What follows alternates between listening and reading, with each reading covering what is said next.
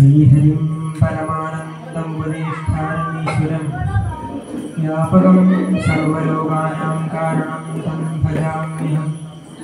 ശങ്കരം ശങ്കരാചാര്യം കേശവം ബാദരായണം സൂത്രഭാഷ്യകൃതൗ വന്ദേ ഭഗവന്തൗ പുനഃ പുനഃ. സദാശിവസമാരംഭാം ശങ്കരാചാര്യമധ്യമാം അസ്മദാചാര്യപര്യന്താം വന്ദേ ഗുരുപരമ്പരാം. ആദ്യം തന്നെ ഇവിടെ ഇരിക്കുന്ന എല്ലാവർക്കും എൻ്റെ നമസ്കാരം പറഞ്ഞുകൊണ്ട് ഞാൻ തുടങ്ങട്ടെ. ഇന്നിവിടെ നമ്മളിവിടെ കൂടിയിരിക്കുന്നത് ആദ്യാമുഖ ഭാഷണം ഒരുവിധം എല്ലാ കാര്യങ്ങളും പറഞ്ഞിട്ടുണ്ട്. അപ്പം അതിൻ്റെ അപ്പുറത്തെ ഏറ്റവും ഇപ്പുറത്തെ ഏറ്റവും കൂടി ചേർത്ത് പറയുക എന്നുള്ളതാണ് എൻ്റെ പരിപാടി. ഇവിടെ നമ്മളിന്ന് കൂടിയിരിക്കുന്നത് നവമിയാണ്. ഇന്ന് നവമിയാണ്, നാളെ വിജയദശമി. കന്നിമാസം തുടങ്ങിയിട്ട് കറുത്ത വാവിന് ശേഷമുള്ള 9 ദിവസമാണ് നവമി എന്ന് പറഞ്ഞ് നമ്മൾ ആഘോഷിക്കുന്നത്. 9 ദിവസം. ഈ 9 ദിവസത്തിന് 2 ദിവസം ലാസ്റ്റിലേക്കാണ് നമ്മൾ പൂജയ്ക്കൊക്കെ വെക്കാറുള്ളത്. അതായത് വാഹന പൂജ വെക്കാറുണ്ട്, ആയുധ പൂജ വെക്കാറുണ്ട്, പുസ്തകം പൂജയ്ക്ക് വെക്കാറുണ്ട്. അതൊക്കെ അവസാനത്തേക്ക് വരാം. അപ്പം 10ാമത്തെ ദിവസം വിജയദശമി. ഐതിഹ്യം എന്ന് പറയുകയാണെങ്കിൽ മഹിഷാസുര മർദ്ദനം തന്നെയാണ്. ഇതേ ദിവസം തന്നെയാണ്, യുഗങ്ങൾ വ്യത്യാസം ഉണ്ടാവും, പക്ഷെ ഇതേ ദിവസം തന്നെയാണ് ശ്രീരാമൻ രാവണനെ വധിച്ചതും. ഇതേ വിജയദശമി ദിവസം തന്നെയാണ്. ഇതേ വിജയദശമി ദിവസം തന്നെയാണ് മഹിഷാസുര മർദ്ദനം നടന്നതിൻ്റെ പോലെ തന്നെ ശ്രീകൃഷ്ണൻ നരകാസുരനെ വധിച്ചതും. അപ്പം ഈ ഒരു ദിവസം ഇത്രയും സ്പെഷ്യൽ ആവാൻ അല്ലെങ്കിൽ പ്രത്യേകത ഉള്ളതാവാനുള്ള കാരണം ഇത് തന്നെയാണ്. നമ്മുടെ നേരത്തെ പറഞ്ഞല്ലോ, സാങ്കല്പികമായി ചിന്തിക്കുകയാണെങ്കിൽ നമ്മുടെ മഹിഷങ്ങളെ സ്വയം മർദ്ദനം ചെയ്യുക എന്നുള്ളതാണ്. അപ്പം ഇവിടെ പറയുകയാണെങ്കിൽ അധർമ്മത്തിന്റെ മുകളിലുള്ള ധർമ്മത്തിന്റെ വിജയമാണ് വിജയദശമിയിൽ. വിജയദശമി 10ാമത്തെ ദിവസം നമ്മൾ വിജയിച്ചു എന്നുള്ള പോലെ അധർമ്മത്തിന്റെ മുകളിൽ ധർമ്മത്തിന്റെ വിജയമാണ് നമ്മളിവിടെ ആഘോഷിക്കുന്നത്. അപ്പൊ എന്താണ് അധർമ്മം? അധർമ്മവും ധർമ്മവും എന്താന്ന് പറഞ്ഞാലല്ലേ അധർമ്മത്തിന്റെ മുകളിലുള്ള ധർമ്മത്തിന്റെ വിജയം. കാരണം ഇപ്പം ആരെയും കൊല്ലാതിരിക്കലാണ് അധർമ്മമെങ്കിൽ മഹിഷാസുരനെയും നമ്മൾ കൊല്ലുകയല്ലേ ചെയ്യുന്നത്, ശ്രീരാമൻ രാവണനെയും കൊല്ലുകയല്ലേ ചെയ്യുന്നത്. അപ്പം അധർമ്മം എന്താണെന്ന് നോക്കുന്ന സമയത്ത് മറ്റുള്ളവർക്ക് ഇഷ്ടപ്പെടാത്ത കാര്യങ്ങൾ നമ്മൾ അടിച്ചേൽപ്പിക്കാം, അല്ലെങ്കിൽ മറ്റുള്ളവർക്ക് ഇഷ്ടമാണോ ഇഷ്ടമല്ലോ, നമുക്ക് ഇഷ്ടമാണോ ഇഷ്ടമല്ലോ എന്നുള്ളതല്ല, അത് അടിച്ചേൽപ്പിക്കാം. ഇതൊക്കെ അധർമ്മമാണ്. ഇനി മറ്റുള്ളവരെന്ന് ഉദ്ദേശിക്കുന്നത് മനുഷ്യന്മാർ മാത്രമല്ല, അത് മനുഷ്യന്മാരുടെ പുറത്ത് ജീവജാലങ്ങളായാലും ശരി, ഈ പ്രകൃതി ആയാലും ശരി, ഈ പ്രപഞ്ചമായാലും ശരി, ഈ പ്രപഞ്ചത്തിന് മൊത്തം എന്ത് കേടുപാടുകൾ വരുന്നതായാലും അത് ചെയ്യുന്നതിനെയാണ് അധർമ്മം എന്ന് പറയുന്നത്. അപ്പൊ ശരിയല്ലാത്ത കാര്യം ചെയ്യുക, എന്ത് ചെയ്താലും ശരിയല്ലെങ്കിൽ അത് അധർമ്മമാണ്. അപ്പം ധർമ്മം എന്ന് പറയുന്നത് വേദങ്ങളിൽ പറയുന്നുണ്ട്, ധാരേവി ഇതി ധർമ്മ, ധാരണ ധർമ്മ നിത്യാഹു, ഇങ്ങനെ പറയുന്നുണ്ട്. അതായത് ഈ പ്രപഞ്ചത്തിനെ മൊത്തം ധരിക്കുന്നതാണ് ധർമ്മം. ഈ പ്രപഞ്ചത്തിൽ എല്ലാ ജീവജാലങ്ങൾക്കും, മനുഷ്യന് മാത്രമല്ല, ഇത് മനുഷ്യന് മാത്രമുള്ള സ്ഥലമല്ല, എല്ലാ ജീവജാലങ്ങൾക്കും, ഇവിടെയുള്ള എല്ലാ മരങ്ങൾക്കും, എല്ലാത്തിനും, പിന്നെ നമ്മൾ കണ്ടുപിടിക്കുന്നതിൻ്റെ അപ്പുറത്തും ഉണ്ട് പലതും, ഈ ഭൂമിയുടെ പുറത്തും ഉണ്ട് പലതും. ഇതെല്ലാത്തിനും സുഖകരമായി ജീവിക്കാനുള്ള ഒരു അന്തരീക്ഷം, അതിനുള്ള ഒരു സംഭവമാണ് ആ ഒരു ധാരണയാണ് ധർമ്മം എന്ന് പറയുന്നത്. ധാരയിലി ഇതി ധർമ്മം. അപ്പോൾ ഈ ധർമ്മത്തിൽ നമ്മൾ നോക്കുന്ന സമയത്ത് അഹിംസയുണ്ട്, സ്നേഹമുണ്ട്, മറ്റുള്ളവരെ സ്നേഹിക്കുക, പിന്നെ ത്യാഗം, സമർപ്പണം, ഇങ്ങനെ പല നല്ല നല്ല കഴിവുകൾ നമ്മൾ നോക്കുകയാണെങ്കിൽ അതൊക്കെ ധർമ്മമാണ്. അതേ സമയത്ത് ധർമ്മത്തിൽ നമ്മൾ ഡയറക്റ്റായിട്ട് ചിന്തിക്കുമ്പോൾ വരുന്ന കാര്യങ്ങളാണ് അഹിംസ, സത്യം, അസ്തയം. അസ്തയം എന്ന് പറഞ്ഞാൽ കക്കാതിരിക്കുക, മറ്റുള്ളവരെ പിടിച്ചുറക്കുന്നതും കക്കുന്നതും നമുക്ക് പറഞ്ഞാൽ തന്നെ അറിയാലോ, അത് ധർമ്മപരമായിട്ടുള്ളൊരു കാര്യമല്ല. അപ്പോൾ ഇവിടെ അഹിംസയിലാണ് സത്യം. നമുക്ക് എല്ലാവർക്കും അറിയാം, സത്യം പറയാം, സത്യം ചെയ്യുക, എല്ലാവരും സത്യസന്ധന്മാരായിട്ടിരിക്കുക, ഇതും ധർമ്മമാണ്. പക്ഷെ അതേ സമയത്ത് ആപദ്ധർമ്മം എന്നുള്ളൊരു കൺസെപ്റ്റും കൂടി അവിടെ വരുന്നുണ്ട്. ധർമ്മം തന്നെ വെറും സത്യമോ അഹിംസയോ അല്ല. ഇപ്പോൾ സ്വാഭാവികമായിട്ട് ചിന്തിക്കുകയാണെങ്കിൽ ഒരു ജഡ്ജി ഒരാളെ തൂക്കിക്കൊല്ലാൻ വിധിക്കുന്നുണ്ടെങ്കിൽ അത് അധർമ്മമാണെന്ന് നമുക്ക് പറയാൻ പറ്റും? ഒരിക്കലും പറയാൻ പറ്റില്ല. കാരണം അത് തൂക്കിക്കൊല്ലാൻ അവിടെ വിധിക്കുന്നുണ്ടെങ്കിൽ അയാളെ കൊല്ലുന്നത് അധർമ്മം എന്നുള്ള ഒരു കാര്യമല്ല അവിടെ ഹൈലൈറ്റ് ചെയ്ത് വിളിക്കുന്നത്. മറിച്ച് അയാളെ നമ്മൾ എന്തിനാണ് അവിടെ കൊല്ലുന്നത്, അയാളെ കൊല്ലുന്നത് ഈ സമൂഹത്തിന് അയാള് ആ ഒരു വ്യക്തി പ്രശ്നമാണ് എന്നുള്ളത് കൊണ്ടാണ് കോടതിയിൽ തൂക്കിക്കൊല്ലാൻ വിധിക്കുന്നത്. അതൊരു ആപദ്ധർമ്മം എന്നുള്ള രീതിയിലും എടുക്കാം. അപ്പം ധർമ്മം എന്ന് പറയുന്നത് ഇവിടെ ഒരു കുഴപ്പമില്ലാതെ പോകണം, അതിനു വേണ്ടി നമ്മൾ സിറ്റുവേഷൻ നോക്കിയിട്ട് ചെയ്യുന്നതിനെയാണ് ധർമ്മം എന്ന് പറയുന്നത്. അപ്പം ഈ ധർമ്മത്തിൽ അടിയുറച്ചിട്ടുള്ള ഒരു ജീവിത രീതിയാണ് ഭാരതീയ ആചാര്യന്മാർ നമ്മുടെ ഭാരതീയർക്ക് സമ്മാനിച്ചിട്ടുള്ളത്. അപ്പം നമ്മുടെ ജീവിത രീതി എന്ന് പറയുമ്പോൾ അതിൽ വ്രതങ്ങൾ ഉൾപ്പെടുന്നുണ്ട്. വ്രതങ്ങളാണ് നമ്മൾ നവമീന്റെ സമയത്ത് എടുക്കുന്നത്. നവമീന്റെ സമയത്ത് മാത്രമല്ല, നമുക്ക് വ്രതങ്ങൾക്ക് ഒരു പഞ്ഞുമില്ല. തിങ്കളാഴ്ച മുതൽ തിങ്കളാഴ്ച വ്രതം, ചൊവ്വാഴ്ച വ്രതം, ബുധനാഴ്ച വ്രതം, വ്യാഴാഴ്ച വ്രതം, വെള്ളിയാഴ്ച വ്രതം, ശനിയാഴ്ച വ്രതം, ഞായറാഴ്ച വ്രതം, എല്ലാ ആഴ്ചയും വ്രതമുണ്ട്. വ്രതത്തിനൊരു കുറവില്ല. അത് കഴിഞ്ഞ് ഏകാദശി വ്രതമുണ്ട്, നവമിക്ക് അതിന് വ്രതമുണ്ട്, മണ്ഡലകാലം എടുക്കുകയാണെങ്കിൽ അതിനും വ്രതമുണ്ട്. വ്രതത്തിനൊരു കുറവുമില്ല. എല്ലാ ദിവസവും എടുക്കുകയാണെങ്കിൽ എല്ലാ ദിവസവും വ്രതം എടുക്കുക, അതിനൊന്നും ഒരു കുഴപ്പമില്ല. അപ്പൊ ഈ വ്രതങ്ങൾ എന്തിനാണ് നമ്മൾക്ക് തന്നത് എന്ന് നമ്മൾ നോക്കുന്ന സമയത്ത് ഇവിടെ എത്ര പേർക്ക് നമ്മൾ കൈ വെക്കാൻ പറഞ്ഞാൽ ചിലപ്പോൾ എല്ലാവരും കൈ വെക്കും. ഒരു സ്ഥലത്തേക്ക് ചെന്നാൽ മുതിർന്ന ആൾക്കാർക്കാണ് മെയിനായിട്ട് ഒരു ചായ എടുക്കുമ്പോഴേക്കും പഞ്ചസാര, ഈ പഞ്ചസാര കുഴപ്പം വരാനുള്ള കാരണം എന്താണ്? നമ്മുടെ ജീവിത ശൈലിയാണ് ഇതിനുള്ള പ്രശ്നം. PSC ഇല്ലാത്തവരായിട്ട് വളരെ കുറവാണ് ആൾക്കാർ. PSC എന്ന് പറഞ്ഞാൽ പ്രഷർ, ഷുഗർ, കൊളസ്ട്രോൾ. ഈ PSC ഇല്ലാത്തവരായിട്ടുള്ള ആൾക്കാർ വളരെ കുറവാണ് ഇവിടെ. അതിനുള്ള കാര്യം എന്താ? നിങ്ങൾ തന്നെ സ്വയം ചിന്തിക്കുക, എനിക്കിതിൽ ഏതെങ്കിലും ഒന്നും ഉണ്ടാവും, അല്ലെങ്കിൽ ഓവർ വെയിറ്റ് ആയിട്ട് മുട്ടിന് പ്രശ്നമുള്ളവരുണ്ടാവും. ഇങ്ങനെയുള്ള പ്രശ്നങ്ങൾ ദേഹപരമായിട്ട് വളരെ ലളിതപരമായിട്ടുള്ള പ്രശ്നങ്ങൾ, ഈ പ്രഷർ, ഷുഗർ, കൊളസ്ട്രോൾ ഒക്കെ വരുന്നതിന്റെ കാരണം എന്ന് പറയുന്നത് നമ്മുടെ ജീവിത ശൈലിയുടെ പ്രശ്നമാണ്, ഭക്ഷണങ്ങളിലൂടെ വരുന്നതാണ്. ഫോർ എക്സാമ്പിൾ ഞാൻ തന്നെ കണ്ടൊരു കാര്യം പറഞ്ഞുതരാം. ഷുഗറിനുള്ള മരുന്നിന്റെ ഷീറ്റാണ്, അതിൽ 5 എണ്ണമാണുള്ളത്. അവസാനത്തെ 4 എണ്ണം മരുന്ന് തന്നെയാണ്, പ്യൂർലി ഇംഗ്ലീഷ് മരുന്നാണ്. ഫസ്റ്റത്തത് ഡെയിലി എക്സസൈസും കൂടെ ഡയറ്റിങ്ങും. എന്നാൽ പിന്നെ അത് മാത്രം പോരെ, ബാക്കി 4 മരുന്നിന്റെ ആവശ്യമുണ്ട്. വെറുതെ ഉള്ള കിഡ്നിയും കൂടി കളയേണ്ട ആവശ്യമില്ലല്ലോ. മര്യാദയ്ക്ക് വ്യായാമം ചെയ്യുക, അതിനാണ് നമുക്ക് ഭാരതീയ യോഗ തന്നത്.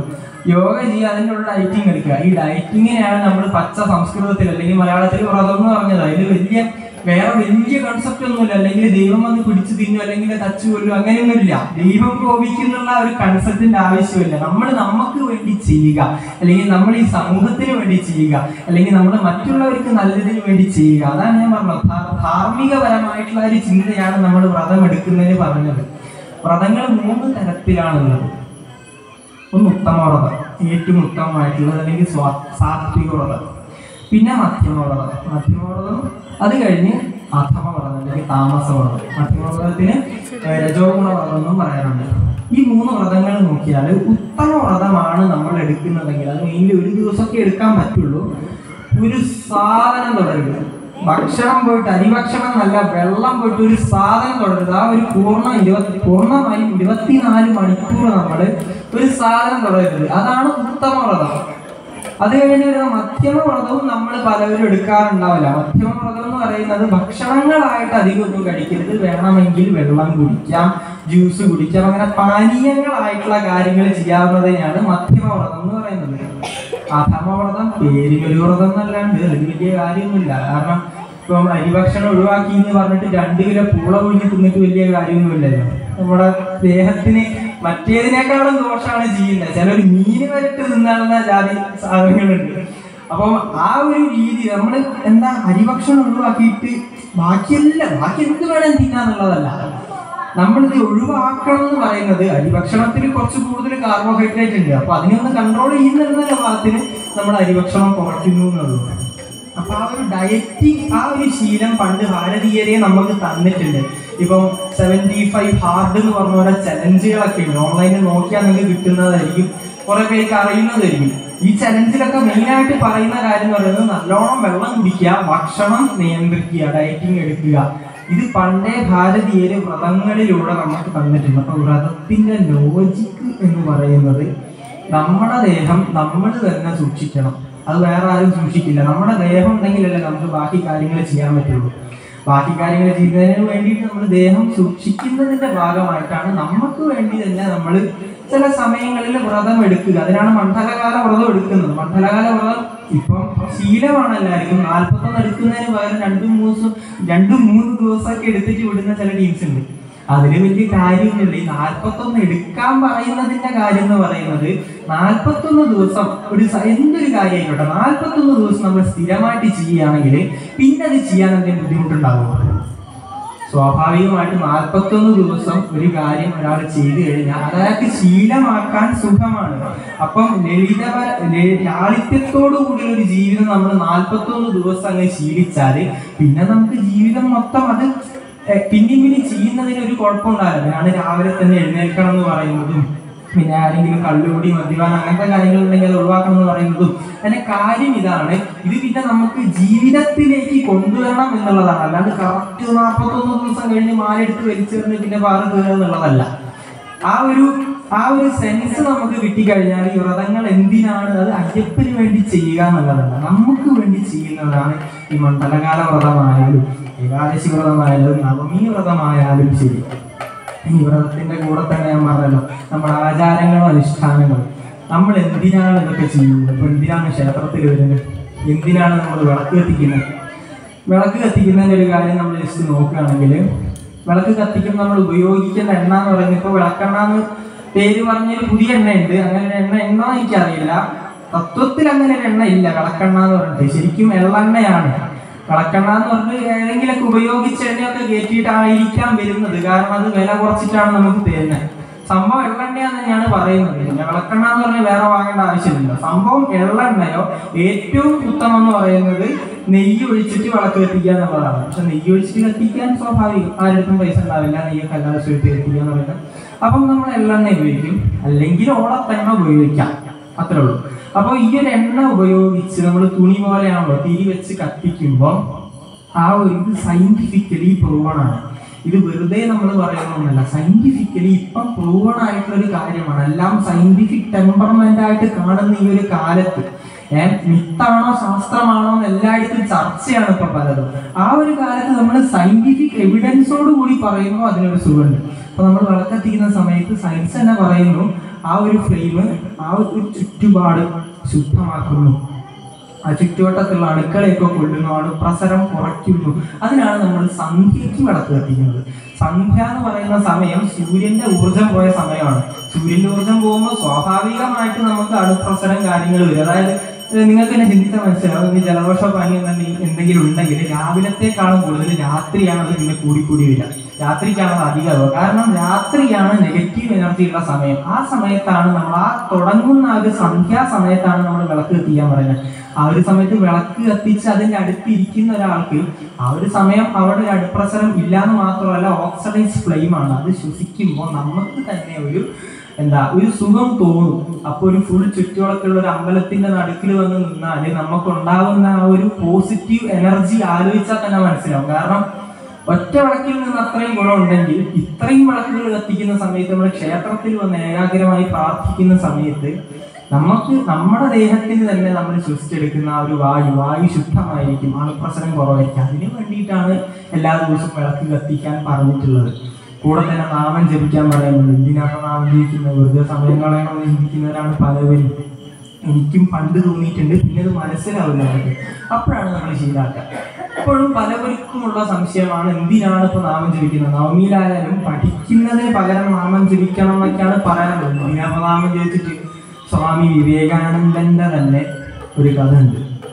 അതായത് വിവേകാനന്ദനോട് ഒരാൾ ഒരു ദിവസം വന്നിട്ട് ചോദിക്കുകയാണ്, നാമം ജപിച്ചില്ലെങ്കിൽ ജപത്തിന് എന്താണ് ഗുണമുള്ളത് എന്ന് ചോദിക്കുകയാണ്. അപ്പം വിവേകാനന്ദൻ പെട്ടെന്ന് ടോണ് മാറ്റി. നല്ലപോലെ സംസാരിക്കുന്ന ഒരാളാണല്ലോ. സ്വാഭാവികമായിട്ട് സന്യാസി എന്ന് പറയുമ്പോൾ നമ്മൾ നല്ലൊരു അന്തരീക്ഷമാണ് പ്രതീക്ഷിച്ചത്. പക്ഷെ പെട്ടെന്ന് വിവേകാനന്ദൻ ചൂടായിട്ട് പറഞ്ഞു, ഇറങ്ങി കടത്തു പുറത്തുള്ള പോലെ പെട്ടെന്ന് അങ്ങ് പുറത്തേക്ക് ആക്കുകയാണ്. അപ്പം പെട്ടെന്ന് ഇയാൾ എന്തോ ഒരു പേടി വരുമല്ലോ. സ്വാഭാവികമായിട്ട് മറ്റേ ആൾക്ക് ഒരു പേടി ഒന്നും ഇയാൾ പെട്ടെന്ന് ഇറങ്ങി പോകാൻ നോക്കിയപ്പോൾ വിവേകാനന്ദൻ പെട്ടെന്ന് ടോണ് മാറ്റിയിട്ട് പറഞ്ഞു, ഇവിടെ വരികയാണ്.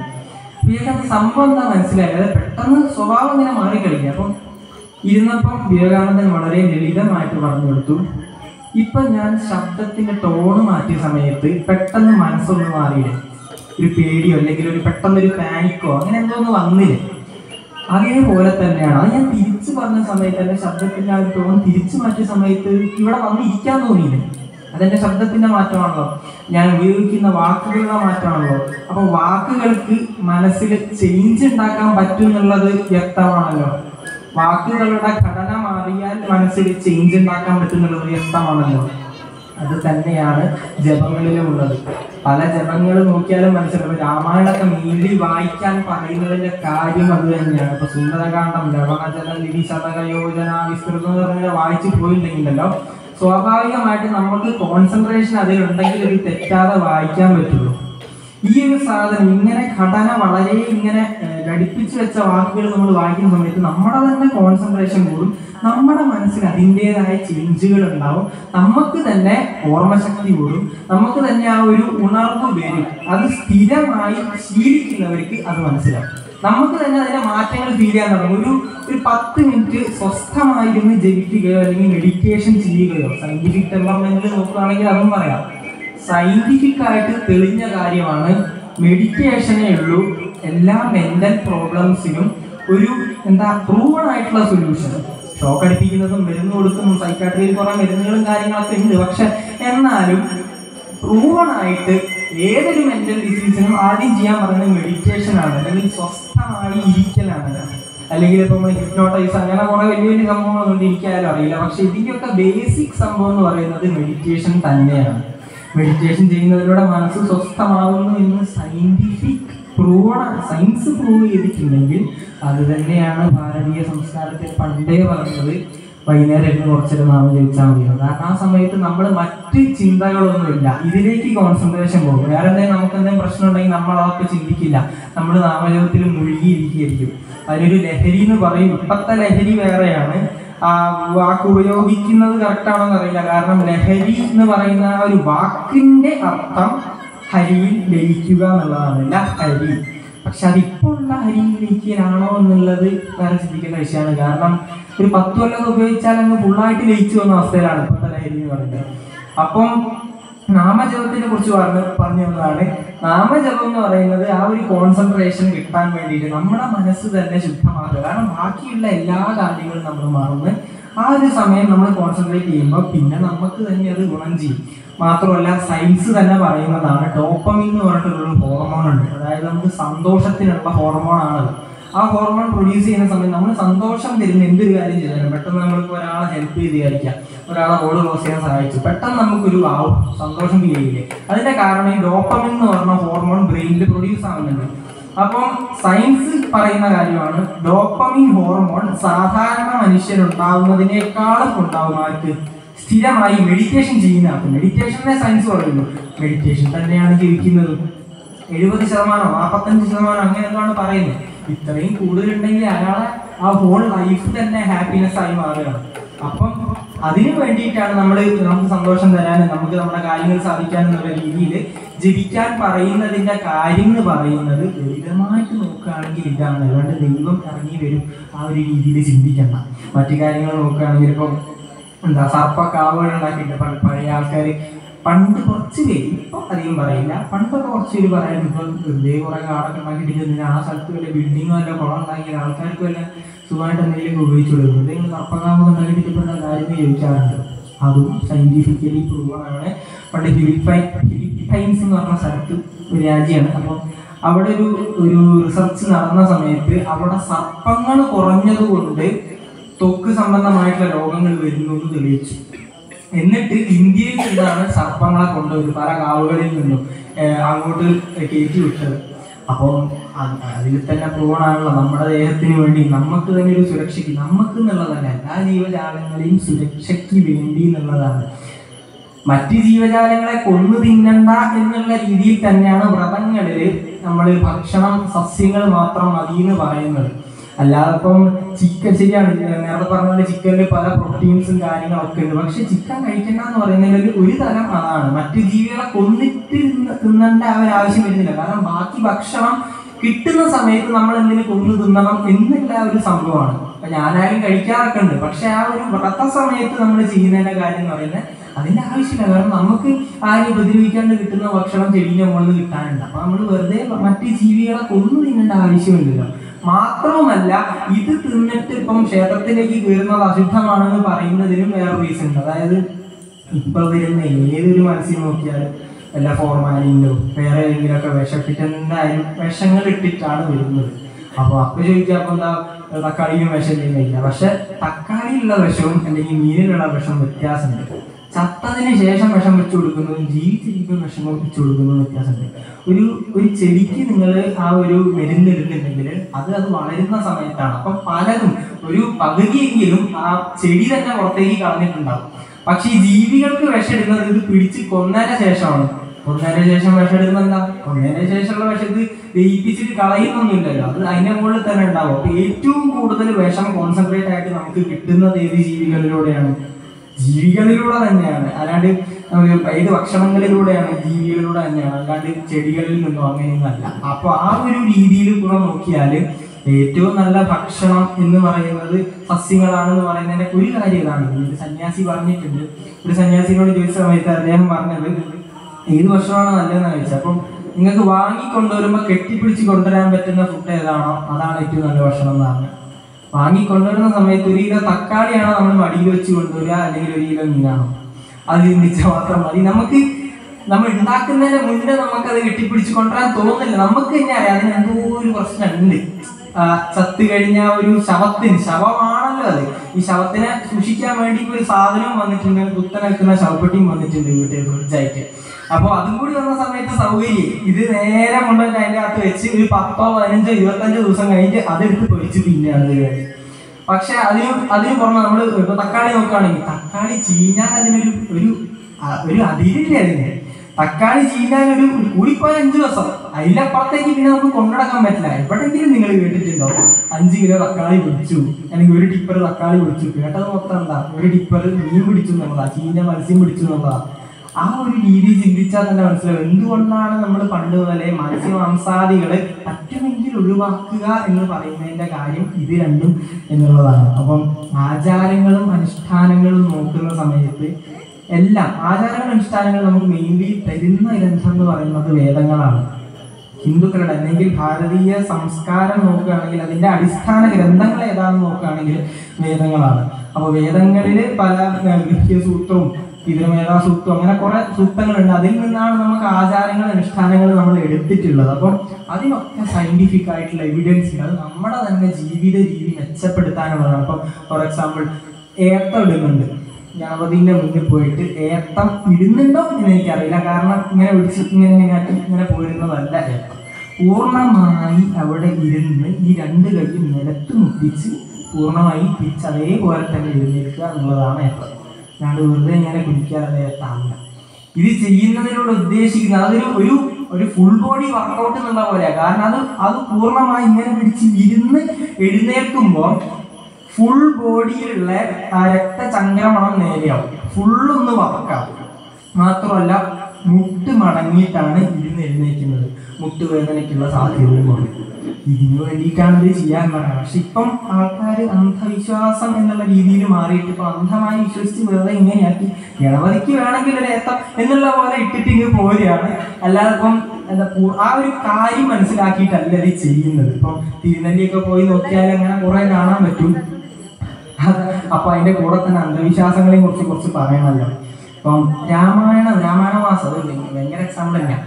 രാമായണ മാസത്തില് രാമായണം പോയി തൊട്ട പിന്നെ അത് വായിച്ച് തീർത്തില്ലെങ്കിൽ എന്തോ വലിയ പ്രശ്നമാണ്. അത് വായിച്ച് തീർത്തില്ല വിഷയ. കാരണം രാമായണം തുറന്നോ 31 ദിവസത്തിനുള്ളിൽ വായിക്കണം, നല്ല വിഷയ. എന്താ കാര്യം എന്ന് വെച്ചാൽ അതങ്ങനെയാണ്, അത്ര പറഞ്ഞാൽ അങ്ങനെയാണ്. തീർത്തില്ല പ്രശ്നമാണ്. അപ്പൊ പിന്നെ എത്രയും വലിയ ബുക്കില്ല 300 പേജ് ഉണ്ട്. അങ്ങനെ തീരാൻ ചെയ്യാം. പിന്നെ ആരെങ്കിലും രാമായണം വായിക്കാൻ പറ്റുമോ?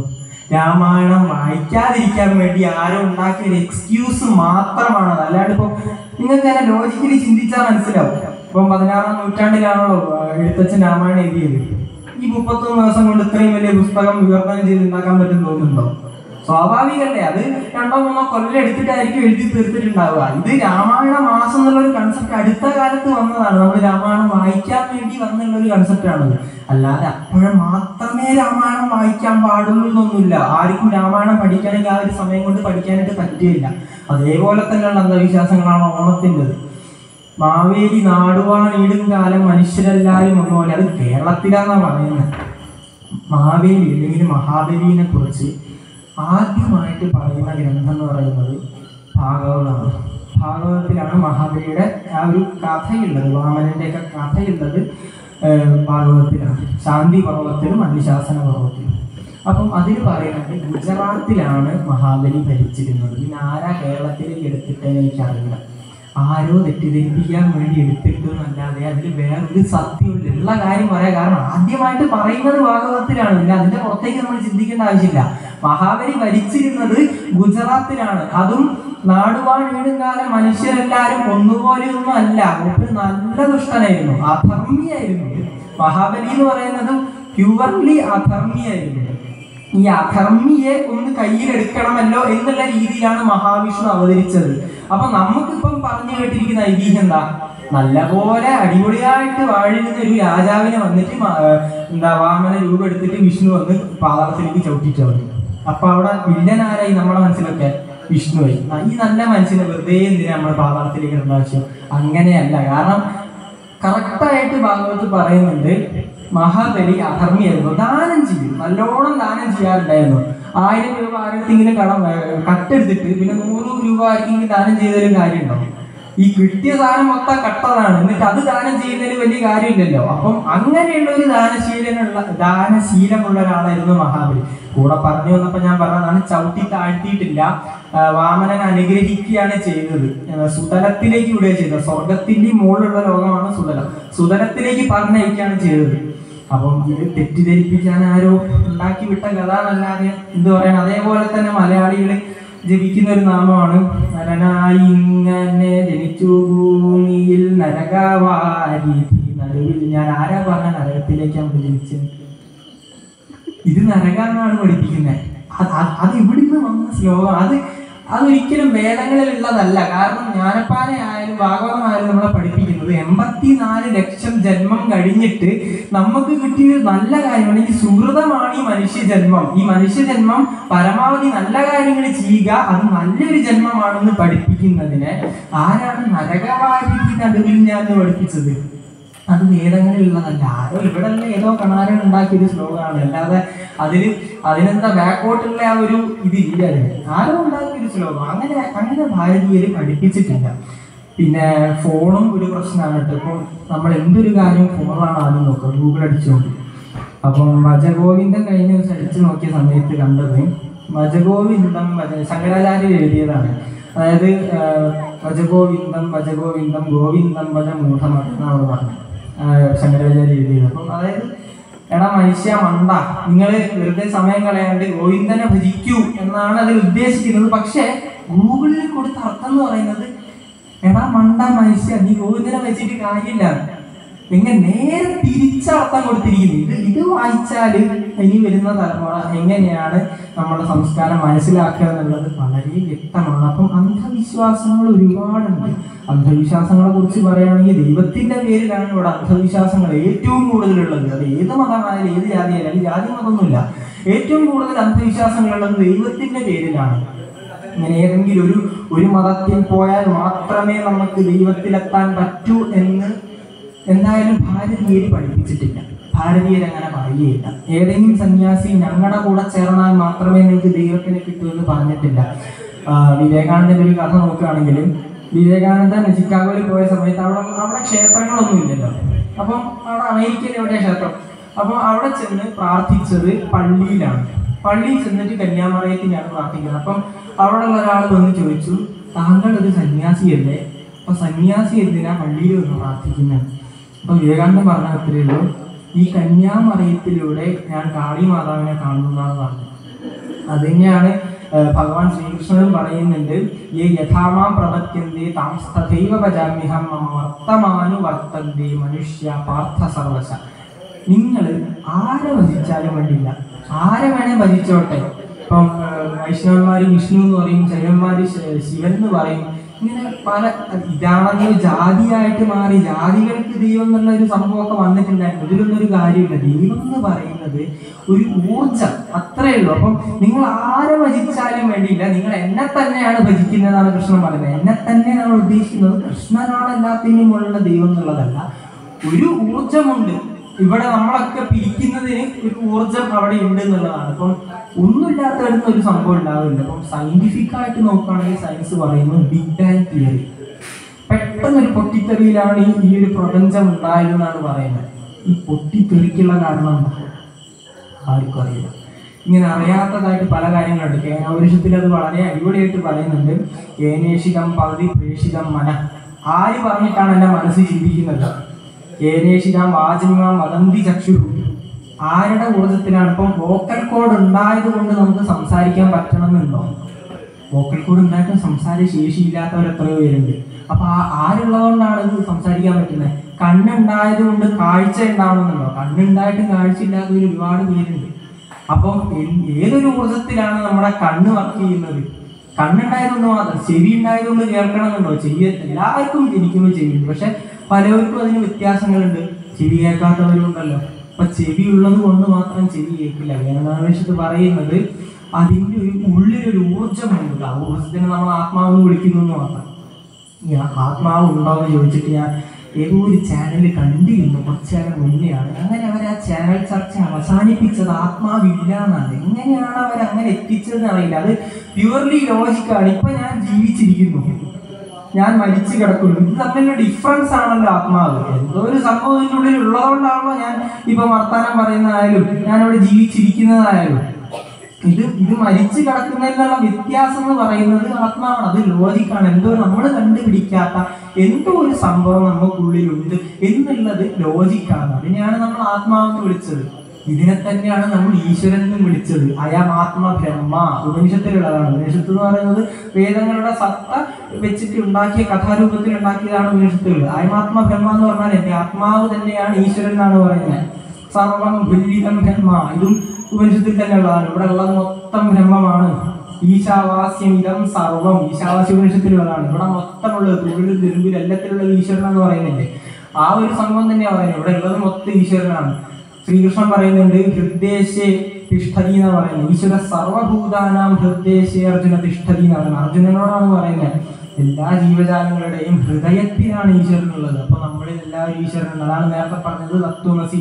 ഒരു ഗുരു പറഞ്ഞു ഞാൻ ദൈവമാണ്, അതായത് അഹം ബ്രഹ്മസ്മി എന്ന് പറഞ്ഞു. അപ്പൊ ശിഷ്യന്മാര് ചോദിക്കാം അപ്പൊ ഞങ്ങളൊന്ന്. അപ്പൊ തത്വമസി എന്ന് പറഞ്ഞു. ഞാൻ ബ്രഹ്മമാണെന്ന് ഗുരു പറഞ്ഞു, ഞാൻ തന്നെയാണ് ദൈവം എന്ന് ഗുരു പറഞ്ഞു. അപ്പം ഞങ്ങളൊന്ന് ശിഷ്യന്മാരെ ചോദിച്ച സമയത്ത് പറഞ്ഞു തത്വമസി, അതും നിങ്ങളും അതും തന്നെയാണ്. ഇവിടെയുള്ള എല്ലാവരും ദൈവം തന്നെയാണ്. ഇതിനാണ് നമ്മൾ അവതാരങ്ങൾ എന്നുള്ള കൺസെപ്റ്റൊക്കെ വന്നത്. ദൈവത്തിന്റെ ഒരു അവതാരം എന്ന് പറയുമ്പോൾ നമ്മളെല്ലാം ഓരോ അവതാരങ്ങൾ തന്നെയാണെന്നുള്ള ഒരു കൺസെപ്റ്റാണ്. അപ്പം ഈശ്വരൻ എന്ന് പറയുന്നത് ഇങ്ങനെ റൂഫിന്റെ മുകളിലൊരാളുണ്ടെന്ന് പറയും റൂഫിന്റെ മുകളിൽ ഇരിക്കുന്ന ഒരാളല്ല. നമ്മൾ ഉദ്ദേശിക്കുന്നത് ഇവിടെയൊക്കെ തന്നെയുള്ള ഒരു എനർജി. അത് നെഗറ്റീവ് എനർജി ഉണ്ട്, പോസിറ്റീവ് എനർജി ഉണ്ട്. ഈ പോസിറ്റീവ് എനർജീനെ നമ്മൾ ഈശ്വരനെ വിളിച്ചു, നെഗറ്റീവ് എനർജീനെ നമ്മൾ അസുരന്മാരെന്ന് വിളിച്ചു. ആ ഒരു രീതിയിൽ കണ്ടാൽ മതി. അപ്പം ഈശ്വരനും ആത്മാവും ആ ഒരു രീതിയിൽ കാണാൻ, അല്ലാതെ നമ്മളിരുന്ന് കോപിക്കാനുള്ള നമ്മൾ ഒരു ദിവസം എന്തെങ്കിലുമൊക്കെ ഇപ്പം വ്രതം എടുത്തില്ല തന്നെ ഇരിക്കട്ടെ, ഈശ്വരകോപം ഉണ്ടാവുന്ന ആ പറയുന്നതിൽ വലിയ ലോജിക്കില്ല. നമ്മൾ വ്രതങ്ങൾ എടുക്കുന്ന, ഞാൻ പറഞ്ഞില്ല, വ്രതങ്ങൾ എടുക്കുന്ന നമുക്ക് വേണ്ടിയിട്ടുള്ളതാണ്. നമ്മൾ എടുത്താൽ നമുക്ക് നല്ലത്, അത്രേ ഉള്ളൂ. അല്ലാതെ ഈശ്വരൻ കോപിക്കുക എന്ന് പറയുന്നത് നമുക്ക് തന്നെ പിന്നെ അതിൻ്റെതായ കാര്യങ്ങൾ ഉണ്ടാവും. സ്ഥിരമായിട്ട് നിന്നുകൊണ്ടിരുന്ന അതിൻ്റെതായ സുഖങ്ങൾ ഉണ്ടാവും. ഈ തീറ്റ നിയന്ത്രിക്കാനുള്ള വ്രതങ്ങൾ പറഞ്ഞത്. അപ്പൊ ഇതിനാണ് നമ്മൾ ആചാരങ്ങളും അനുഷ്ഠാനങ്ങളും ഇവിടെ വെച്ചിട്ടുള്ളത്. നമ്മളെ തന്നെ ഒന്ന് കൺട്രോൾ ചെയ്യാനും നമ്മുടെ ജീവിതം സുഖകരമാക്കാനും നമുക്ക് തന്നെ നല്ല കാര്യങ്ങൾ, മറ്റുള്ളവർക്കും നല്ല കാര്യങ്ങൾ എന്നുള്ള രീതിയിലാണ് ഇവിടെ ആചാരങ്ങളും അനുഷ്ഠാനങ്ങളൊക്കെ ഉണ്ടാക്കിയിട്ടുള്ളത്. അപ്പം അതിന് ഞാൻ ഈശ്വരന്റെ ആ സംഭവം മനസ്സിലായല്ലോ. അത് തന്നെയാണ് ത്രിമൂർത്തികളും. ത്രിമൂർത്തികളാണ് ബ്രഹ്മാവ്, വിഷ്ണു, മഹേശ്വരൻ. ബ്രഹ്മാവ് എന്ന് പറയുന്നത് എന്താണ്? നമ്മളെല്ലാവരും മൂന്ന് തലയുള്ള ഒരാൾ എന്നുള്ള കൺസെപ്റ്റിനാണ് വെച്ചിരിക്കുന്നത്. പക്ഷെ ബ്രഹ്മാവ് എന്ന് ഉദ്ദേശിക്കുന്നത് ഇവിടെയുള്ള ഒരു ക്രിയേറ്റീവ് എനർജി ഉണ്ട്. എന്തൊരു സാധനം ജനിക്കുന്നുണ്ട് ഇവിടെ. നേരത്തെ പറഞ്ഞ ബിഗ് ബാങ്, യൂണിവേഴ്സ് ഉണ്ടായി, ആ ഒരു ഉണ്ടാവുന്ന ഒരു എനർജി ഉണ്ട്. ഇവിടെ ഒരു ക്രിയേറ്റീവ് എനർജി ഉണ്ട്. ഇപ്പം എന്തൊരു കാര്യം നമ്മളെ മനസ്സിലൊരു പുതിയൊരു തോട്ട് വരും. അങ്ങനെയാണല്ലോ ഓരോരുത്തർ ഓരോ സാധനങ്ങൾ കണ്ടുപിടിക്കുന്നത്. ആ ഒരു ക്രിയേറ്റീവ് എനർജീനെ നമ്മൾ ബ്രഹ്മാവ് എന്ന് വിളിച്ചു, അത്രേ ഉള്ളൂ. അല്ലാണ്ട് അത് ഒരു ദൈവം, ഒരു വേറെ തന്നെ ഒരാൾ എന്നുള്ള കൺസെപ്റ്റ് അല്ല. നമ്മളിലൊക്കെ ഇവിടെയൊക്കെ തന്നെ ഒരു ഊർജ്ജമാണ്, ക്രിയേറ്റീവ് പവറാണ് ബ്രഹ്മാവ്. വിഷ്ണു എന്ന് പറയുന്നതോ ഇതിനെല്ലാം നിലനിർത്തുന്ന ഒരാൾ. ഇവിടെ ഇതിനെല്ലാം ഒന്ന് നിലനിർത്തി പിടിക്കുന്ന ഒരാൾ എന്നുള്ള രീതിയിലാണ് നമ്മൾ വിഷ്ണു, അല്ലെങ്കിൽ വിഷ്ണു എന്ന് പറഞ്ഞത്, നാരായണൻ എന്ന് പറഞ്ഞത് മഹേശ്വരനാണ്. ഇവിടെ ഒരു ഡീകമ്പോസിങ് പവർ ഉണ്ട്. ഇപ്പം എന്തെങ്കിലും ഒരു ജീവി ഇവിടെ എവിടെയെങ്കിലും ചത്ത് കിടക്കുന്നുണ്ടെങ്കിൽ കുറച്ച് ദിവസം അവിടെ ഉണ്ടാവുള്ളൂ, പിന്നെ അത് കുറച്ച് കഴിഞ്ഞാൽ ചീഞ്ഞ് അത് മണ്ണിലങ്ങ് ലയിച്ചു പോകും. അതിനുള്ള കാരണം ഒരു ഡീകമ്പോസിങ് അവിടെ നടക്കുന്നുണ്ട്. ആ ഒരു ഡീകമ്പോസിങ് പവറിനെ നമ്മൾ സാങ്കല്പികമായിട്ട് ഉള്ള കണ്ടുകൊണ്ട് കണ്ടു. അതാണ് നമ്മൾ ദൈവം എന്ന് വിളിച്ചത്. അത്രയുള്ളൂ. അല്ലാതെ ഇതിനെ ഭയങ്കര ആ ഒരു അന്ധമായ വിശ്വാസത്തിലേക്ക് എടുക്കേണ്ട ആവശ്യമില്ല. ദൈവങ്ങൾ പലതൊന്നുമില്ല, ദൈവം ഒറ്റ ഒന്നേ ഉള്ളൂ. ഞാൻ നേരത്തെ പറഞ്ഞല്ലോ. ഇപ്പം ഒരു മൈക്കിന് പല ഭാഷയിൽ മൈക്കിന് വേറെ പലതായിരിക്കും പറയാം. അല്ലെങ്കിൽ കൊടക്കി മലയാളത്തിൽ കൊട എന്ന് പറയും, ഇംഗ്ലീഷിൽ അമ്പർല എന്ന് പറയും, ഹിന്ദിയിൽ വേറെ പറയും, തമിഴിൽ വേറെ പറയും, അറബിയിൽ വേറെ പറയും. ഇങ്ങനെ കുറെ ഭാഷകളുണ്ട്. അതേപോലെ ഈശ്വരൻ എന്നുള്ള ഒരൊറ്റ എനർജീനെ പലരും പലതായിട്ട് വിളിച്ചു എന്നുള്ളൂ. സാധനം ഒന്ന് തന്നെയാണ്. ഈ ഒരു എനർജീനെയാണ് നമ്മൾ ഈശ്വരൻ എന്ന് വിളിച്ചിട്ടുള്ളത്. അതേപോലെ തന്നെയാണ് ത്രിമൂർത്തികളെ പറഞ്ഞല്ലോ, ദേവന്മാരെന്ന് പറയുന്നത് ഒരു പോസിറ്റീവ് എനർജി, അസുരന്മാരെന്ന് പറയുന്നത് ഇവിടെയൊക്കെ തന്നെയുള്ള ഒരു നെഗറ്റീവ് എനർജി, അത്രേ പറഞ്ഞിട്ടുള്ളൂ. അതേപോലെ തന്നെയാണ് ദേവികൾ. ഇപ്പം നേരത്തെ പറഞ്ഞ കരാകരി വസതി ലക്ഷ്മി, കരമധ്യേ സരസ്വതി, കരമൂലെ സ്ഥിര ഗൗരി എന്നും പറയാറുണ്ട്, കരമൂലെ ഇത് ഗോവിന്ദ എന്ന് പറയാറുണ്ട്. രണ്ടാലും ശരിയാണ്, കുഴപ്പമില്ല. നമ്മൾ ഉദ്ദേശിക്കുന്നത് നമ്മുടെ കയ്യിലിരിപ്പാണ് നമ്മുടെ ഐശ്വര്യം എന്നാണ് പറയുന്നത്. നമ്മുടെ കയ്യിന്റെ തറ്റത്ത് ലക്ഷ്മി എന്ന് പറയുമ്പോൾ നമ്മൾ തറ്റം കൊണ്ടാണല്ലോ പൈസ എന്നാ ആ രീതി ആലോചിച്ചാൽ മതി. തറ്റത്താണ്, നേരത്തെ പറഞ്ഞല്ലോ, എപ്പോൾ വേണമെങ്കിൽ ഇറങ്ങിപ്പോവാം. എല്ലാ കാലത്തും ഐശ്വര്യങ്ങൾ ഉണ്ടാവില്ല. ഐശ്വര്യം വരികയും എപ്പോൾ വേണമെങ്കിൽ വരികയും ചെയ്യാം. അതൊന്നും നമുക്ക് പ്രതീക്ഷിക്കാൻ പറ്റില്ല. പക്ഷെ സരസ്വതി നടക്കുകയാണ്. നമുക്ക് സരസ്വതി നമ്മൾ സ്ഥിരമായി പഠിച്ചുകൊണ്ടിരുന്ന അതൊരിക്കലും മറന്നുപോയില്ല. മാത്രമല്ല ആർക്കും തട്ടിയെടുത്ത് കൊണ്ടുപോകാൻ പറ്റുകയില്ല. ആണ് കരമധ്യേ സരസ്വതി. ആ ഒരു ഗോവിന്ദന്റെ ഒരു എനർജി നമുക്ക് നമ്മളെ തന്നെയുള്ള ഒരു ജ്ഞാനം കിട്ടിക്കഴിഞ്ഞാൽ ഒരു കാലത്തും പോയില്ല എന്നുള്ളത് തന്നെയാണ് നമ്മുടെ ആത്മവിശ്വാസമായാലും നമ്മുടെ അങ്ങനത്തെ കഴിവുകളായാലും ഇതൊക്കെയാണ് നമ്മൾ കരമൂലയിൽ പോയില്ല എന്ന് പറയുന്നത്. അത് നമുക്ക് കിട്ടിക്കഴിഞ്ഞാൽ പിന്നെ ഒരു കാലത്തും പോയില്ല, അത് അവിടെ തന്നെ ഇരുന്നോളും. ഈ ഒരു രീതിയിൽ നമ്മുടെ കൈവിരിപ്പാണ് നമ്മുടെ ഐശ്വര്യം. ഒരു കരമധ്യേ സരസ്വതി എന്നുള്ളതിന് വേറെയും നമുക്ക് പറയാം. നമ്മുടെ കരമധ്യത്തിലാണ് നമ്മൾ ഫോൺ വെച്ച് ഉപയോഗിക്കുന്നത് സരസ്വതി. അത് കപട സരസ്വതിയാണോ, ഈട സരസ്വതിയാണോ, നല്ല സരസ്വതിയാണോ എന്നുള്ളത് ചിന്തിക്കേണ്ട വേറെ വിഷയമാണ്. ഇപ്പൊ കുറെ നേരം ഫോണിൽ നോക്കിയിരുന്നത് സരസ്വതി ആയിരിക്കില്ല. അപ്പം ആ ഒരു രീതി നമ്മൾ സരസ്വതിനെ സരസ്വതിയായിട്ട് തന്നെ എടുക്കണം. സരസ്വതി ഉള്ളത് കൊണ്ട് മാത്രം നമ്മൾ ധർമ്മിഷ്ഠനാകുമൊന്നുമില്ല. ഇപ്പം 10 തലയുള്ള രാവണൻ എന്ന് പറയുന്നില്ല, അതും സാങ്കല്പികമാണ്. 10 തലയുള്ള രാവണൻ എന്ന് പറയുന്നത് 10 പേര് ചിന്തിച്ച് ചെയ്യുന്ന അത്രയും കാര്യങ്ങൾ ഒറ്റ സമയം ചെയ്യാനുള്ള കഴിവ് രാവണൻ ഉണ്ടായിരുന്നു എന്നുള്ളതാണ്. അല്ലാതെ 10 തല ഫിസിക്കലി 10 തല ഉണ്ട് എന്നുള്ളതല്ല. അത്രയും കുരുട്ട് ബുദ്ധിയായിരുന്നു. പക്ഷെ ഇത്രയും അറിവുണ്ടായിട്ടെന്താ കാര്യം? ധർമ്മിഷ്ഠനിലായിരുന്നു. വെറും ബുദ്ധി രാക്ഷസൻ മാത്രമായിരുന്നു രാവണൻ. അതുകൊണ്ടാണ് രാവണൻ അവസാനം തോൽക്കേണ്ടി വന്നത്. കാരണം അയാൾക്ക് ധർമ്മമില്ല എന്നായിരുന്നു. ധർമ്മമില്ലാത്തതുകൊണ്ട് അവിടെ ശ്രീരാമൻ ജയിച്ചു. അപ്പം ആ ഒരു രീതിയിൽ കാണുമ്പോൾ ദേവികളും ആ ഒരു കൺസെപ്റ്റ്, നമ്മൾ സരസ്വതി എന്ന് പറയുമ്പോൾ നമ്മൾ പുസ്തകത്തിനെ അല്ലെങ്കിൽ നമ്മുടെ അറിവുകളെ നമ്മൾ സാങ്കല്പികമായത് സരസ്വതി ദേവി എന്ന് പറഞ്ഞു, അത്രേ ഉള്ളൂ. അപ്പം മഹിഷാസുര മർദ്ദനത്തിലേക്ക് നമ്മൾ വരികയാണ്. ഈ ദേവികൾ 9 ദേവീ ഭാവങ്ങളാണ് വരുന്നത്. ഇപ്പം ഫസ്റ്റ് ദിവസം ശൈലപുത്രി, ബ്രഹ്മചാരിണി, ചന്ദ്രകണ്ഠ, കൂഷ്മാണ്ഡ, സ്കന്ദമാത, കാർത്യായനി, കാലരാത്രി, മഹാഗൗരി, സിദ്ധിത. ഇങ്ങനെ 9 എണ്ണമാണ് നമ്മൾ നവമിയിൽ പറയുന്നത്. അതായത് ഓരോ ദിവസവും ഓരോ ദേവീ ചൈതന്യങ്ങൾ. ഇത് ഫസ്റ്റ് 3 പാർവതി, പിന്നെ ലക്ഷ്മി, പിന്നെ സരസ്വതി ദേവിയുടെ ചൈതന്യങ്ങളാണെന്നാണ് പറയുന്നത്.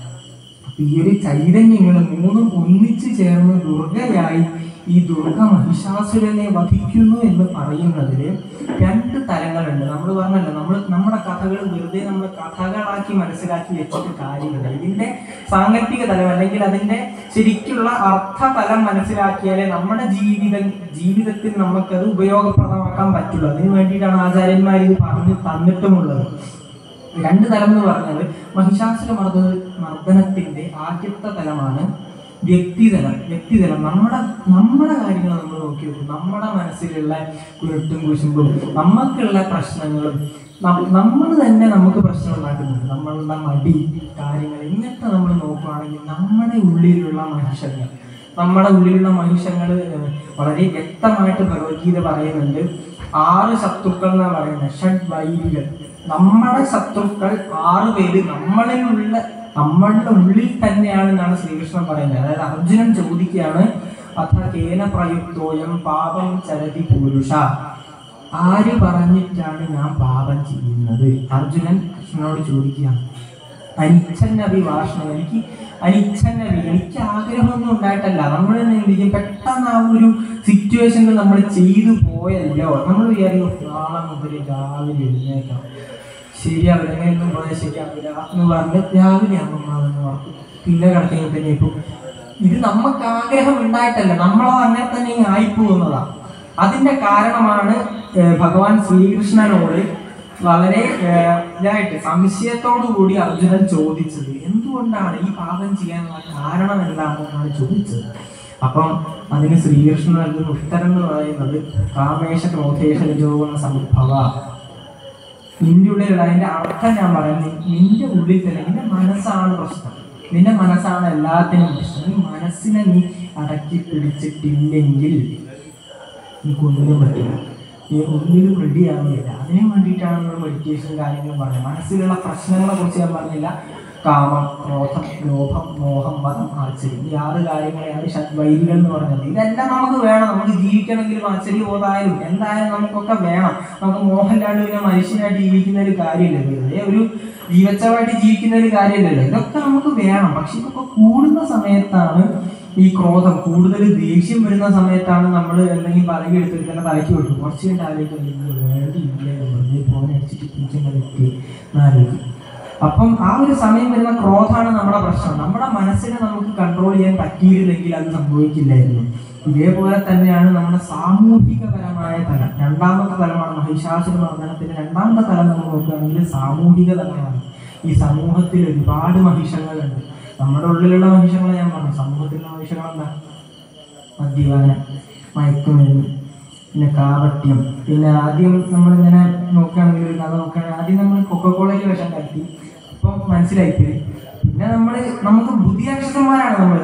രാവണനെ കുറിച്ച് പറഞ്ഞാൽ നമുക്ക് ബുദ്ധിയുണ്ട്. ബുദ്ധി ഉണ്ടായിട്ട് കാര്യമില്ല, ധർമ്മമല്ലായിരുന്നു. നമ്മുടെ ബുദ്ധി കൊണ്ട് ആ കഷായത്തിൽ വിഷം കഴിക്കാൻ കുഴപ്പമില്ലല്ലോ. കഷായത്തിൽ വിഷം കഴിക്കാൻ മനസ്സിലാവില്ല. അതുകൊണ്ട് നമ്മൾ കഷായത്തിൽ കൊടുത്ത് ആളെയും കട്ടി.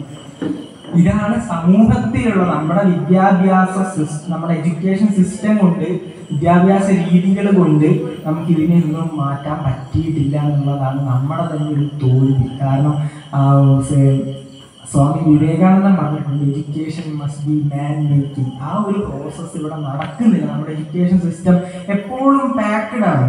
ട്രിഗ്നോമെട്രി പഠിക്കുന്ന ഒരു കാര്യമൊന്നും എനിക്കറിയില്ല. നമ്മൾ കൂട്ടാനും കുറയ്ക്കാനൊക്കെ പഠിക്കണം, അത് കഴിഞ്ഞിട്ടുള്ള മാത്സ് ആയാലും പഠിക്കണം.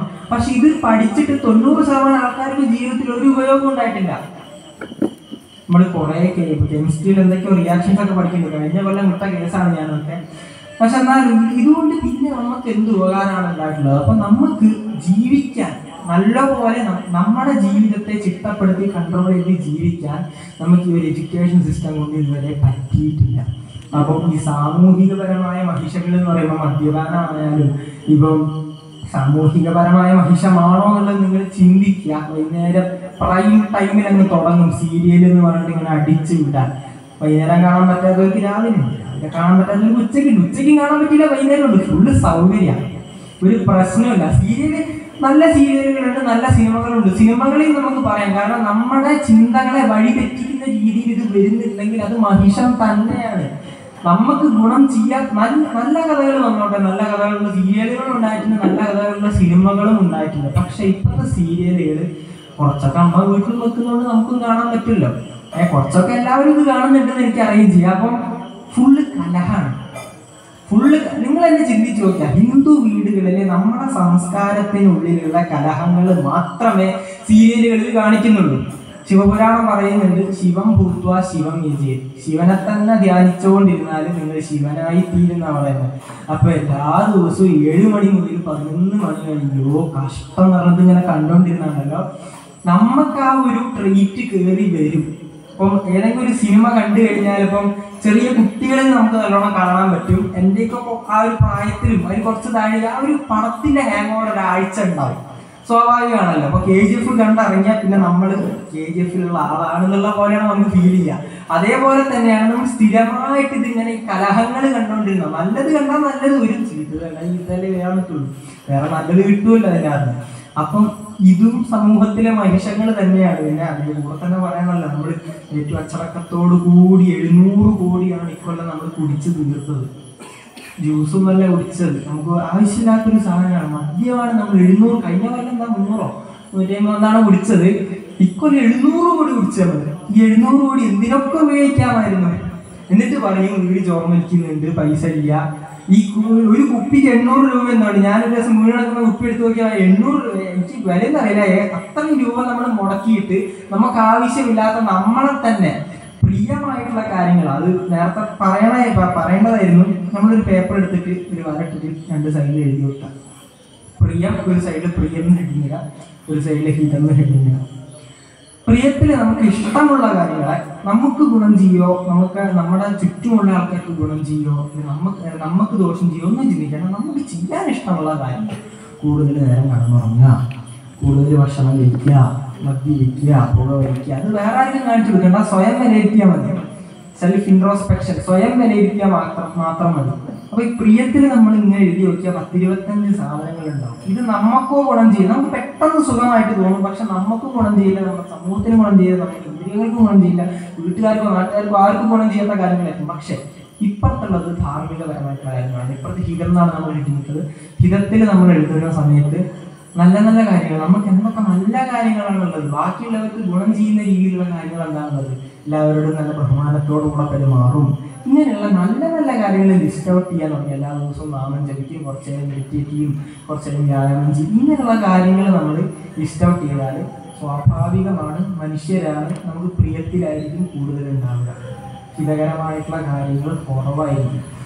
അപ്പം ഈ പ്രിയത്തിലുള്ളത് പലതും സാമൂഹികപരമായിട്ടുള്ളതും വ്യക്തിപരമായിട്ടുള്ളതുമായ മഹിഷങ്ങൾ തന്നെയായിരിക്കും.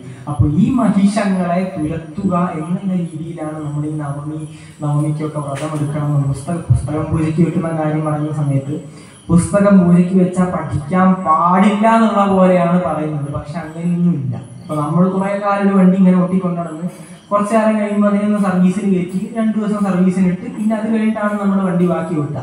ആ ഒരു രീതിയിൽ ചിന്തിച്ചാൽ മതി. ഇത്രയും കാലം നമ്മൾ പഠിച്ചുകൊണ്ടിരിക്കുകയായിരുന്നു. അപ്പം ആ ഒരു സമയത്ത് നമ്മളൊരു നല്ല സമയം എന്ന രീതിയിൽ കണ്ട് ആ ഒരു സമയത്ത് നമ്മൾ പുസ്തകം പൂജയ്ക്ക് വെക്കുന്നു. അപ്പം പണ്ടുള്ള കാലത്ത് ഒരു പുസ്തകമാണ് പഠിക്കുന്നെങ്കിൽ ആ പുസ്തകം പൂജയ്ക്ക് വെച്ചാൽ പിന്നെ നമ്മൾ പഠിക്കേണ്ട ആവശ്യമില്ലല്ലോ, കാരണം നമ്മുടെ പുസ്തകം പൂജയിലാണ് ഇരിക്കുന്നത്. അതുകൊണ്ട് ആരും പഠിക്കില്ല എന്നല്ലോ. പക്ഷെ ഇപ്പൊ അത് ഒരു അന്ധമായ ചിന്തയിലേക്ക് പോയിരിക്കുകയാണ്. പുസ്തകം വെച്ചിട്ട് പഠിച്ചാൽ പിന്നെ ഒരിക്കലും പഠിക്കാൻ കഴിയില്ല, പിന്നെ പഠിച്ചാലൊന്നും തലയിൽ കയറൂല. ഈ ഒരു രീതിയിലാണ് ഇങ്ങനെ ഫീഡ് ചെയ്തുകൊണ്ടിരിക്കുന്നത്. ഈ ഒരു രീതിയിൽ ഫീഡ് ചെയ്ത് കഴിഞ്ഞാൽ സാധാരണ രീതിയിൽ ഇപ്പം നമ്മളെപ്പോലെ അങ്ങനെ ചിന്തിക്കും. അങ്ങനെയാണ് നിരീശ്വരവാദികൾ ഉണ്ടാകുന്നത്. ഇതിനെ സപ്പോർട്ട് ചെയ്യാത്തവരുണ്ടാകുന്നത് ഇങ്ങനെ തന്നെയാണ്. ഇതിനുള്ള പ്രോപ്പർ എവിഡൻസ്, ഇതിന്റെ കാര്യം എന്താണെന്ന് മനസ്സിലാക്കി കഴിഞ്ഞാൽ നമുക്ക് മനസ്സിലാവും. ആ ഒരു എന്തിനാണ് നമ്മൾ ചെയ്യുന്നത് മനസ്സിലാക്കിയ പിന്നെ പ്രശ്നമില്ല. അപ്പം പുസ്തകം പൂജയ്ക്ക് വെക്കാൻ പറഞ്ഞാലും ആയുധ പൂജയായാലും വാഹന പൂജയായാലും നമ്മൾ ആ ഒരു ഇത് പവിത്രത കൊടുക്കുന്നു എന്നുള്ളൂ. ആ ഒരു സങ്കല്പത്തിൽ മാത്രം കണ്ടാൽ മതി. അപ്പം ഈ മഹിഷാസുര മർദ്ദനം എന്ന് നമ്മൾ പറയുമ്പോൾ നമ്മുടെ വ്യക്തിപരമായ മഹിഷങ്ങളെയും നമ്മുടെ സാമൂഹികപരമായ മഹിഷങ്ങളെ സംഘടനയോടുകൂടി, അതിനാണ് പണ്ട് മുതൽ ക്ഷേത്രങ്ങൾ ഉണ്ടായിരുന്നത്. ക്ഷതാദുത്രായതേ ഇതി ക്ഷേത്ര എന്നാണ് പറഞ്ഞത്. അതായത് ക്ഷതങ്ങളിൽ നിന്ന് രക്ഷിക്കുന്നത്, അത് സ്വന്തമുള്ള ക്ഷതങ്ങളായാലും സാമൂഹികപരമായ ക്ഷതങ്ങളായാലും. ഇപ്പം തൊട്ടടുത്തുള്ള ഒരു വീട്ടിൽ വെള്ളമില്ല, അപ്പൊ ക്ഷേത്രം ചിലപ്പോൾ വെള്ളം എത്തിച്ചു കൊടുക്കും. വേറൊരാൾക്ക് കല്യാണം കഴിപ്പിക്കാൻ പൈസ ഇല്ല, അപ്പോൾ അത് നമ്മൾ പൈസ എത്തിച്ചു കൊടുക്കും. വേറൊരാൾക്ക് അസുഖമുണ്ട്, അപ്പോൾ അതിന് നമ്മൾ പൈസ അല്ലെങ്കിൽ എന്തെങ്കിലും സഹായം ചെയ്യും. ഭക്ഷണം കിട്ടാതെ ഒരു ഭക്ഷണം എത്തിച്ചു കൊടുക്കും. ഇങ്ങനെ ക്ഷതങ്ങളിൽ നിന്ന് രക്ഷിക്കാനും സാമൂഹികപരമായ മഹിഷങ്ങളെ തകർക്കാനും എന്നുള്ള രീതിയിലാണ് പണ്ട് മുതലേ ക്ഷേത്രങ്ങൾ ഉണ്ടായിരുന്നത്. ക്ഷേത്രങ്ങളിൽ ചുറ്റുവിളക്ക് വെക്കുന്ന സമയത്ത്, അവിടെ വിളക്ക് വെച്ച് പൂജിക്കുന്ന സമയത്ത് നേരത്തെ പോലെ അവിടെയുള്ള നെഗറ്റീവ് എനർജി അവിടെ പോവുകയാണ് ചെയ്യുന്നത്. അതിനു വേണ്ടി എല്ലാവർക്കും നല്ലതിന് വേണ്ടിയിട്ടാണ് പണ്ട് മുതലേ ഇവിടെ ക്ഷേത്രങ്ങളും ഉണ്ടായിരുന്നത്. അപ്പം ആ ഒരു രീതിയിലാണ് നാരായണ ഗുരുദേവൻ പറഞ്ഞിട്ടുണ്ട്, സംഘടന കൊണ്ട് ശക്തരാവുക, വിദ്യ കൊണ്ട് പ്രബുദ്ധരാവുക, സംഘടന കൊണ്ട് ശക്തരാവുക എന്നാണ് ശ്രീ നാരായണ ഗുരുദേവൻ പറഞ്ഞത്. അതായത് വിദ്യ ആർജിക്കണം, നമുക്ക് ആവശ്യത്തിലധികം വിദ്യ വേണം, നമുക്ക് അറിവുകൾ ഉണ്ടാവണം. എന്നിട്ട് നമുക്ക് നമ്മുടെ മനുഷ്യങ്ങളെയും സാമൂഹികപരമായ മനുഷ്യങ്ങളെയും നമുക്ക് തുരത്താൻ പറ്റണം.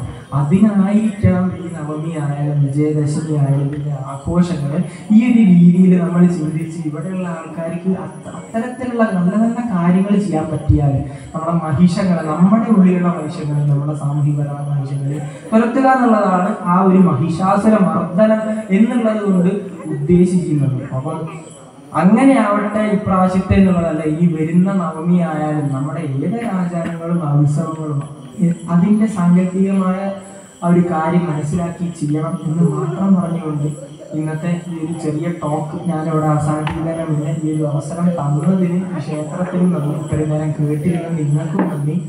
ഞാൻ പറഞ്ഞതിൽ ഞാൻ തെറ്റുണ്ടോയെന്ന് അറിയില്ല, അറിയുന്നത് കുറെ പറഞ്ഞിട്ടുണ്ട്. തെറ്റുണ്ടെങ്കിൽ അത് തിരുത്തിട്ടില്ല, എന്തെങ്കിലും പറഞ്ഞത് എന്നെ മോശമായിട്ടുണ്ടെങ്കിൽ അത് ക്ഷമിക്കുക എന്ന് മാത്രം പറഞ്ഞുകൊണ്ട് ഇന്നത്തെ ഒരു സംസാരം ഞാനിവിടെ അവസാനിപ്പിക്കുന്നു. ശാന്തി മന്ത്രത്തോടു കൂടിയാണ് അവസാനിപ്പിക്കുന്നത്. നമ്മുടെ ഭാരതീയ സംസ്കാരത്തിലുള്ള ശാന്തി മന്ത്രം തന്നെ എന്ന് പറയുന്നത് എല്ലാവർക്കും ശാന്തി വരട്ടെ എന്നാണ് പറയുന്നത്. അതായത് എല്ലാവർക്കും ഇന്ന ജാതിയിലുള്ള ആൾക്കാർക്ക്, ഇന്ന മതത്തിലുള്ള ആൾക്കാർക്ക്, ഇന്ന രാഷ്ട്രീയത്തിലുള്ള ഇന്ന കളറിലുള്ള ആൾക്കാർക്ക് മാത്രം ശാന്തി വരും, അങ്ങനെയൊന്നുമല്ല നമ്മൾ പറഞ്ഞത്. 3 ശാന്തി വെച്ചാണ് അവസാനിപ്പിക്കുന്നത്. ശാന്തി ശാന്തി ശാന്തി എന്ന് പറയുമ്പോൾ ആദിദൈവികം, ആദിഭൗതികം, ആധ്യാത്മികമായ ശാന്തി വരട്ടെ. എല്ലാത്തിനും ശാന്തിയാണ്. ശാന്തി രേവ ശാന്തി എന്ന് പറയുന്നത്, അതായത് ശാന്തിക്ക് തന്നെ ശാന്തി വരട്ടെ, നമ്മൾ എല്ലാത്തിനും ശാന്തി വരട്ടെ എന്നുള്ള രീതിയിൽ പ്രാർത്ഥിക്കുന്നവരാണ് ഭാരതീയർ. അപ്പൊ ആ ശാന്തി മന്ത്രത്തോടു കൂടി ഞാൻ അവസാനിപ്പിക്കുകയാണ്. ഓം സർവേ ഭവന്തു സുഖിനഃ, സർവേ സന്തു നിരാമയാഃ, സർവേ ഭദ്രാണി പശ്യന്തു, മാ കശ്ചിത് ദുഃഖഭാഗ് ഭവേത്. ഓം ശാന്തി ശാന്തി ശാന്തി. നമസ്തേ.